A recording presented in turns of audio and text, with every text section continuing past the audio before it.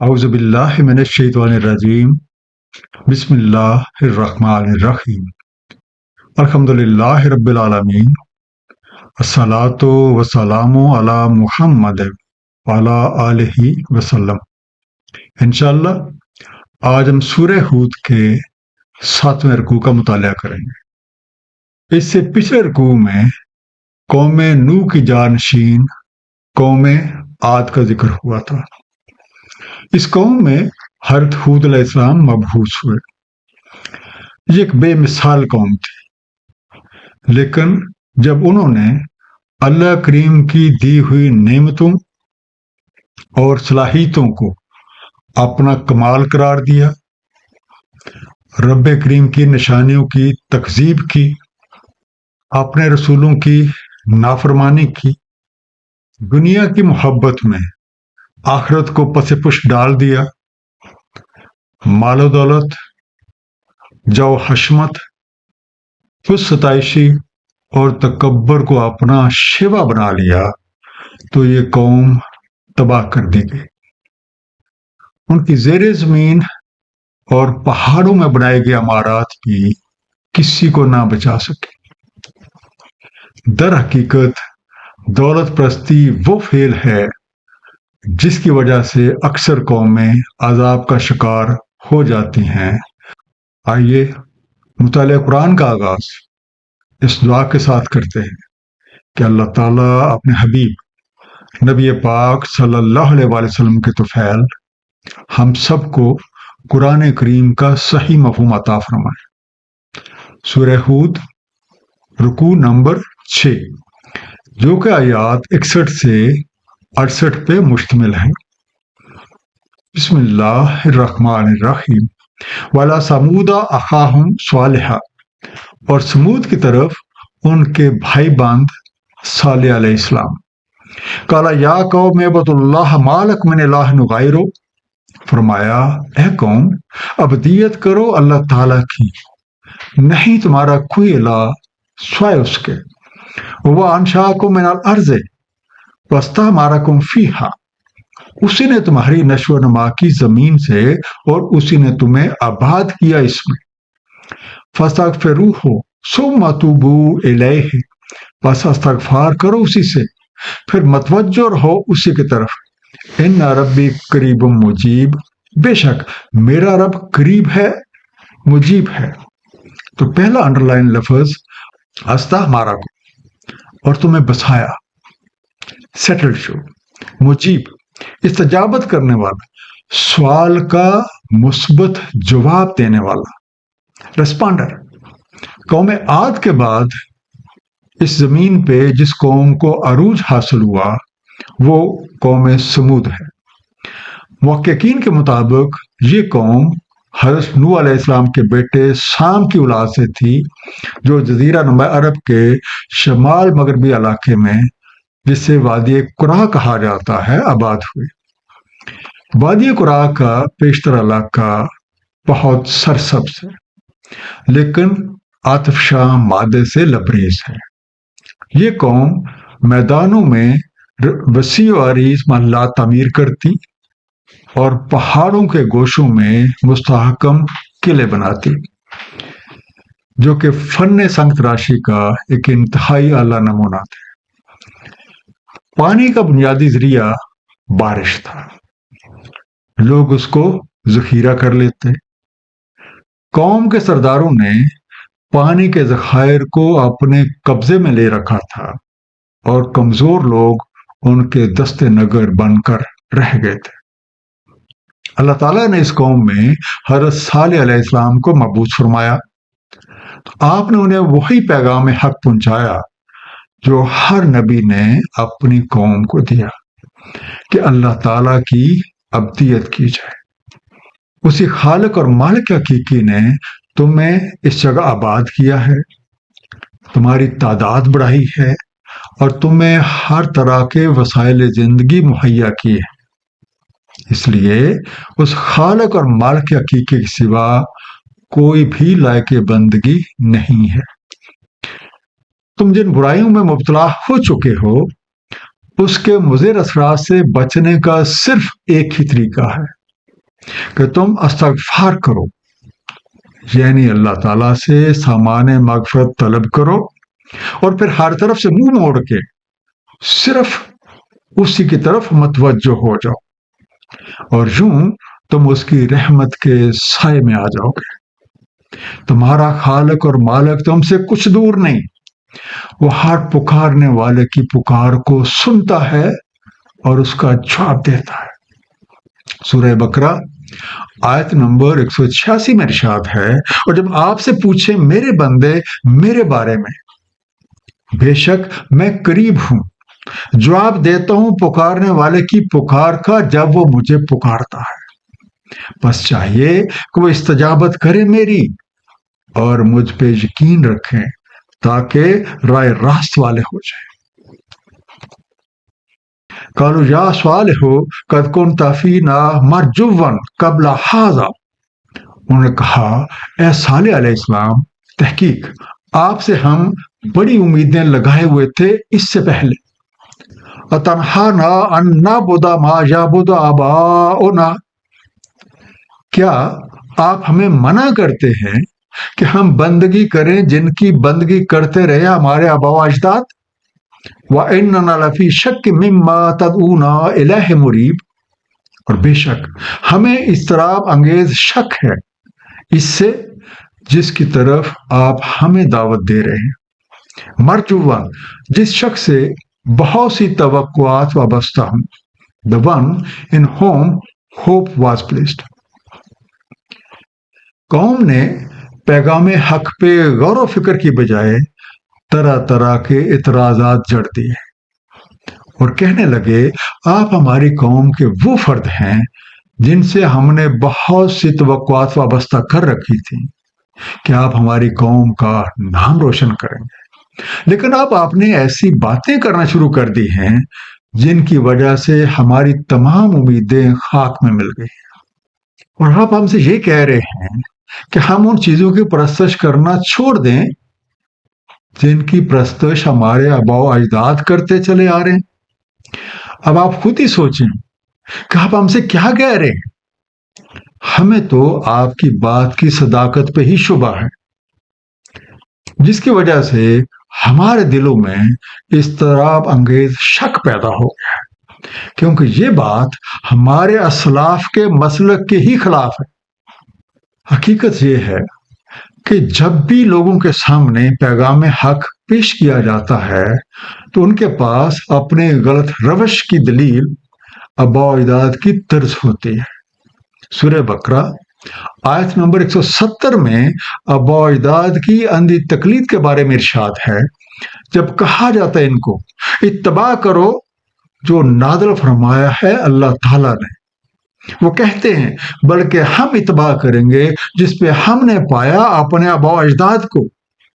کیا اگرچہ ان کے آباء و اجداد نہ عقل والے ہوں اور نہ ہدایت یافتہ ہوں، کیا یہ تب بھی انہی کی اتباع کریں گے؟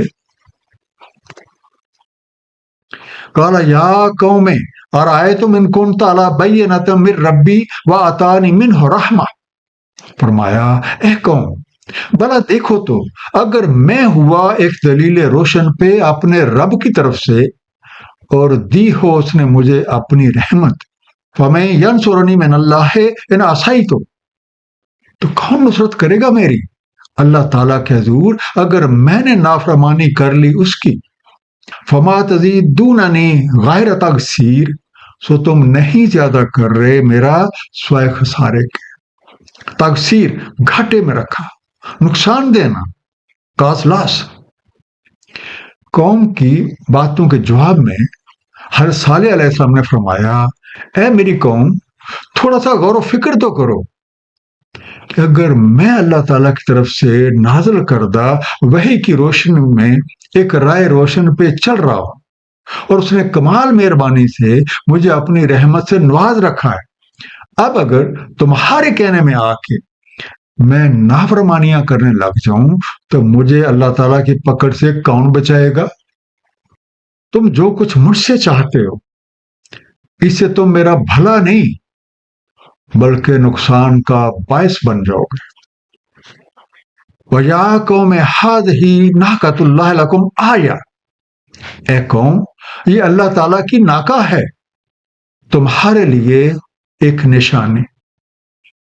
فَذَرُوهَا تَأْكُلُ فِي أَرْضِ اللَّهِ وَلَا تَمَسُّوهَا بِسُوءٍ، چھوڑ دو اسے، کھاتی پھرے اللہ تعالیٰ کی زمین میں اور اسے برائی سے مس نہ کرنا. فَيَأْخُذَكُمْ عَذَابٌ قَرِيبٌ، ورنہ آ پکڑے گا تمہیں ایک قریبی عذاب. اس قوم کے مطالبے کے مطابق اونٹنی کا معجزہ پیش کیا گیا. حضرت صالح علیہ السلام نے رب کریم کی اس نشانی ناکہ سے متعلق اپنی قوم کو خبردار کیا کہ اس اونٹنی کو اللہ کی زمین میں بالکل کھلا چھوڑ دیا جائے، وہ جہاں کہیں سے چاہے کھائے اور پانی پیے، کسی کو بھی اس سے تعرض کا کوئی حق حاصل نہیں ہے. سورہ شمس آیت نمبر 13 میں اسی ناکہ سے متعلق ارشاد ہے. تو کہا ان سے اللہ تعالیٰ کے رسول نے، ناکہ اللہ تعالیٰ کی ہے اور اس کا پانی پینا بھی. اب اگر تم لوگ اس کے آزادی کے ساتھ گھومنے پھرنے اور اس کے کھانے پینے پر معترض نہیں ہوتے تو یہ اس بات کی نشانی ہوگی کہ تم اپنی غلط روش کو چھوڑ کے رب کریم کی طرف رجوع لانے والے بن رہے ہو. لیکن خلاف ورزی کی صورت میں تم پہ کوئی نہ کوئی عذاب ضرور آئے گا. اونٹنی کے آزادانہ چرنے اور چگنے میں یہ رمز بھی پوشیدہ ہے کہ اس دنیا میں جو کچھ بھی ہے سب اللہ تعالیٰ کا ہے، جو اس نے اپنی مخلوقات کے لیے پیدا کیا ہے. اس لیے کسی کو یہ حق حاصل نہیں ہے کہ اس پہ قبضہ جما کے اسے محض اپنی ذات تک محدود کر لے. فَعَقَرُوهَا، تو انہوں نے اسے ناکارہ کر دیا. فَقَالَ تَمَتَّعُوا فِي دَارِكُمْ ثَلَاثَ أَيَّامٍ، تو فرمایا تمتع کر لو اپنے گھروں میں 3 روز. ذَلِكَ وَعْدٌ غَيْرُ مَكْذُوبٍ، یہ ایک وعدہ ہے جو جھوٹ نہیں ہو سکتا. فَعَقَرُوهَا، معذور کر دیا، انکیپیسیٹیٹڈ. ہاں، عقر سے مراد کسی چیز کو ناقابل بنا دینا، مثلا کسی درخت کو اس طرح سے کاٹ دینا کہ وہ پھل لانے کے قابل ہی نہ رہ جائے. دوسرا لفظ ہے مکذوب، جھوٹ ہو سکتا، بی لائٹ. رب کریم کی نشانیاں بھیجنے کا مقصد یہ ہوتا ہے کہ لوگ انہیں دیکھ کے حق کا یقین کر لیں اور اپنی غلط روش کو چھوڑ کے رائے حق اختیار کر لیں. سورہ بنی اسرائیل آیت نمبر 59 میں ارشاد ہے، اور نہیں ہمیں مانے کہ ہم بھیج دیں اپنی نشانیاں مگر یہ کہ تکذیب کی ان کی پہلو نے، اور دی ہم نے سمود کو ناکہ بطور بصیرت، تو ظلم کیا انہوں نے اس سے. نہیں بھیجتے ہم اپنی نشانی مگر خوف دلانے کو. قوم سمود اور خاص طور پہ اس کے سردار جو سرزمین کے زرخیز خطوں اور پانی کے ذخائر پہ قابض تھے، انہیں یہ بات بہت ناگوار گزری کہ ایک بڑی اونٹنی ان زمینوں اور ان پانی کے تالابوں سے اپنی مرضی کے مطابق کھاتی پیتی رہے. انہوں نے اس سے جان چھڑانے کے لیے منصوبہ بندیاں شروع کر دی اور اس منصوبے کے مطابق اس اونٹنی کو ناکارہ کر دیا. اور صالح علیہ السلام نے اپنی قوم کو اس نشانی کی تکذیب کرنے کی بدولت آنے والے عذاب کی خبر دے دی. اب چونکہ نافرمانوں کو آپ کی بات کا یقین ہی نہیں تھا، اس لیے وہ صرف ایک خالی خلی دھمکی ہی سمجھے. فَلَمَّا جَاءَ أَمْرُنَا، پس جب ہمارا امر آ پہنچا، نَجَّيْنَا صَالِحًا وَالَّذِينَ آمَنُوا مَعَهُ بِرَحْمَةٍ مِنَّا وَمِنْ خِزْيِ يَوْمِئِذٍ، ہم نے نجات دی صالح علیہ السلام کو اور جو ایمان والے ان کی معیت میں تھے اپنی رحمت کے ساتھ اور اس روز کی رسوائی سے. ان ربک هو القوی العزیز، بے شک آپ کا رب ہی قوی عزت والا ہے. امرنا، ہمارا فرمان اور کمانڈ، قانون ربی کے مطابق اس قوم سے متعلق فیصلے کے ظہور کا وقت آ گیا. تو رب کریم نے حضرت صالح علیہ السلام اور ان کے ساتھ جو اہل ایمان تھے ان کو اس علاقے سے نکال کے ایک محفوظ علاقے میں پہنچا دیا. واحد اللہ دینا ظلم الصیحہ، اور آ پکڑا جو ظلم کر رہے تھے ایک ہولناک آواز میں. فاصبحوا فی دیارہم جاثمین، بس رہ گئے اپنے گھروں میں بے حس و حرکت پڑے ہوئے. کأن لم یغنوا فیہا، گویا وہ کبھی ان میں رہے ہی نہ تھے. الا ان ثمود کفروا ربہم، الا بعدا لثمود، آگاہ رہو، بے شک سمود نے اپنے رب سے کفر کیا. آگاہ رہو، دوری ہے سمود کو. الصیحہ، کسی دھماکے کے ساتھ پیدا ہونے والی زوردار آواز، تھنڈرس بلاسٹ. جاسمین، ڈھیر ہو کر رہ گئے. فالن پروف، یاگنو، وہ غنی رہے، دیور فری. حضرت صالح علیہ السلام کے بتائے ہوئے وقت کے مطابق اس قوم کے ظلم کرنے والوں پہ عذاب نازل ہوا. یہ ایک ہولناک آواز تھی جس کی بدولت جو کوئی بھی جہاں بھی تھا اسی جگہ گر پڑا اور پھر نہ اٹھ سکا.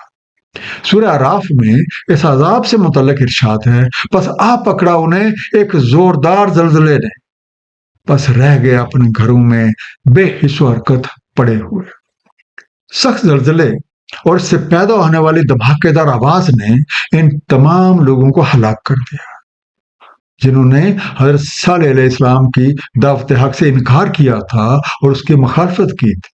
آواز کے عذاب سے ہلاک ہونے کی بدولت ان کے گھر تو محفوظ رہے اور آج بھی نشان عبرت ہے. گویا اللہ تعالیٰ کے پیدا کیے وسائل کو محض اپنی ذات تک محدود کر لینا سمودی طرز ہے، اور جو کوئی قوم پہ اس طرز کا مظاہرہ کرتی ہے وہ رحمت سے دور ہو جاتی ہے. ایک مختصر سا خلاصہ اس رکوع کا، قوم عاد کے بعد جس قوم کو عروج حاصل ہوا اس کا نام سمود ہے. اس قوم کی طرف حضرت صالح علیہ السلام مبعوث ہوئے. آپ نے انہیں اللہ تعالیٰ وحدہ لا شریک کی بندگی کا درس دیا. قوم کے اکثریت نے طرح طرح کی حجتیں پیش کی اور اپنے آباء و اجداد کی اندھی تقلید کرنے کو ہی ترجیح دی. قوم کے مطالبے پہ اونٹنی کا معجزہ پیش کیا گیا، لیکن اسے دیکھ کر بھی یہ لوگ ایمان نہ لائے اور وہی اونٹنی ان کے لیے ایک آزمائش ثابت ہوئی. قوم کے سرداروں نے ملی بھگت کر کے اسے ہلاک کر دیا. اس قوم پہ عذاب نازل ہوا اور تمام ظالم ہلاک کر دیے گئے، جبکہ اللہ تعالیٰ نے حضرت صالح علیہ السلام اور ان کے ساتھ ایمان لانے والوں کو وہاں سے نکال کے ایک محفوظ مقام پہ پہنچا دیا. قوم سمود دولت پرستی جیسی برائی میں مبتلا ہوئی، جس کی خاطر وسائل پر قبضہ رکھنے، اپنی طاقت اور صلاحیتوں کو ذاتی مفادات تک محدود کرنے اور اپنے علم و فنون کو خود نمائی کے لیے استعمال کرتے. جو قوم بھی یہ طرز اپنائے گی اس کا انجام بھی قوم سمود کی طرح ہی ہوگا. اللہ تعالیٰ ہم سب کو قرآن کریم کو صحیح طور پہ سمجھنے اور اس پہ نبی پاک صلی اللہ علیہ وآلہ وسلم کی سیرت مبارکہ کے مطابق عمل کرنے کی توفیق عنایت فرمائے. صدق اللہ العلی العظیم. صلی اللہ تعالی علی حبیبہ محمد وآلہ وسلم.